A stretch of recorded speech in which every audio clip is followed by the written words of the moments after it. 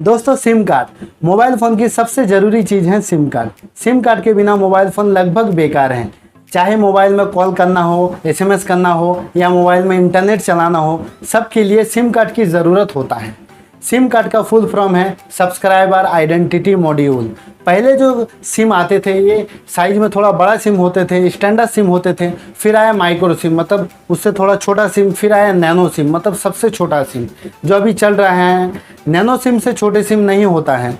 SIM में लगाए हुए जो चिप होते हैं, जो हमारी निजी इन्फॉर्मेशन हमारे नेटवर्क ऑपरेटर कंपनी को देते हैं, तभी हम सिम कार्ड को इस्तेमाल कर पाते हैं।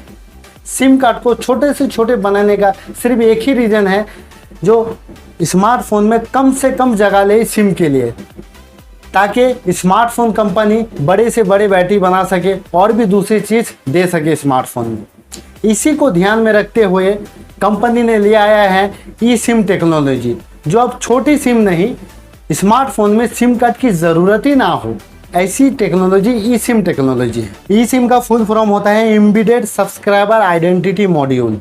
ई सिम एक नॉर्मल सिम की तरह, मीन्स फिजिकल सिम की तरह नहीं होते हैं। ई सिम एक वर्चुअल सिम होता है, एक इनबिल्ट सिम होता है, पर ये नॉर्मल सिम की तरह काम करते हैं। स्मार्टफोन के मदरबोर्ड में एक चिप सेट इनबिल्ट होके पहले से आते हैं। बस आपको सिर्फ आपके नेटवर्क ऑपरेटर कंपनी में आपको रजिस्टर करवाना पड़ेगा। बस कुछ टाइम बाद नॉर्मल सिम की तरह ये चालू हो जाता है और नॉर्मल सिम की तरह ये काम करते हैं। आप इससे कॉल कर सकते हो, एसएमएस कर सकते हो और इसमें इंटरनेट भी चला सकते हो। नॉर्मल सिम की तरह सब कुछ काम होता है। और तो और इस सिम में आप अपने नेटवर्क ऑपरेटर कंपनी को भी बदल सकते हो। जैसे आप नॉर्मल सिम में आप पोर्ट करते हो, अपने मन पसंदीदा नेटवर्क में आप जा सकते हो, वैसे ही इस में भी आप नेटवर्क ऑपरेटर कंपनी को बदल सकते हो और नए नेटवर्क ऑपरेटर कंपनी से आप जुड़ भी सकते हो। ई सिम और नॉर्मल सिम के फ़र्क के बारे में मैं आपको आसान भाषा में, आसान लफ्ज़ों में मैं आपको समझा रहा हूँ। देखिए दोस्तों, हम सब स्मार्टफोन यूज करते हैं और स्मार्टफोन में external memory card, external chip हम यूज करते हैं, जो कि 16 GB के होते हैं, 32 GB, 64 GB,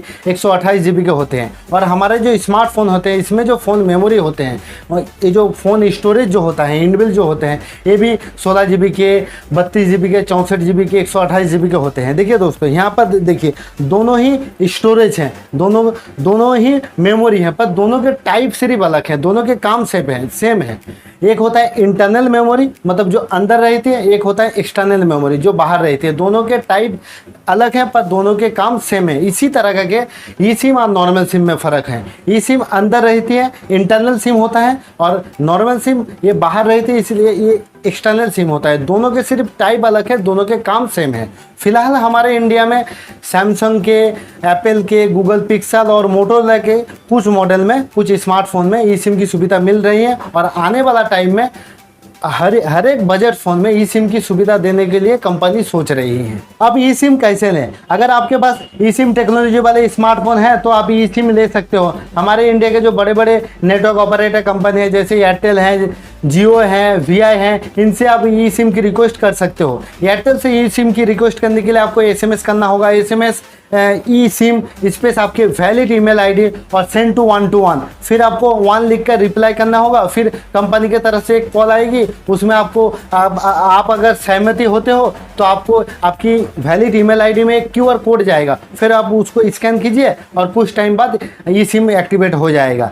और वीआई से ई सिम की रिक्वेस्ट करने के लिए आपको एसएमएस करना होगा, ई सिम स्पेस आपकी वैलिड ईमेल आईडी सेंड 199 में सेंड करना होगा। फिर आपको रिप्लाई करना होगा, ई सिम वाई लिख कर रिप्लाई करना होगा। फिर कंपनी से एक वेरिफिकेशन के लिए कॉल आएगा, फिर उसमें अगर आप सहमति होते हो तो आपको आपकी वैलिड ईमेल आईडी में एक QR कोड जाएगा, फिर उसको आप स्कैन कीजिए। फिर कुछ टाइम बाद ई सिम आपकी वीआई का ई सिम एक्टिवेट हो जाएगा। और जियो के लिए कुछ अलग सिस्टम है। जियो के ई सिम लेने के लिए आपको जियो के नज़दीकी स्टोर में आपको जाना पड़ेगा। ये थी कुछ ई सिम के बारे में, ई सिम क्या है, कैसे एक्टिवेट होते हैं, ये थी कुछ बातें जो मैंने आपको बता दिया हूँ। अगर ये वीडियो आपको अच्छा लगे तो लाइक कीजिए, कमेंट कीजिए, दोस्तों में शेयर कीजिए और इसी तरह के मोबाइल रिलेटेड वीडियो के लिए हमारे चैनल को सब्सक्राइब जरूर करें और बेल आइकन घंटी ऑल को सिलेक्ट जरूर करें। जय हिंद, जय भारत।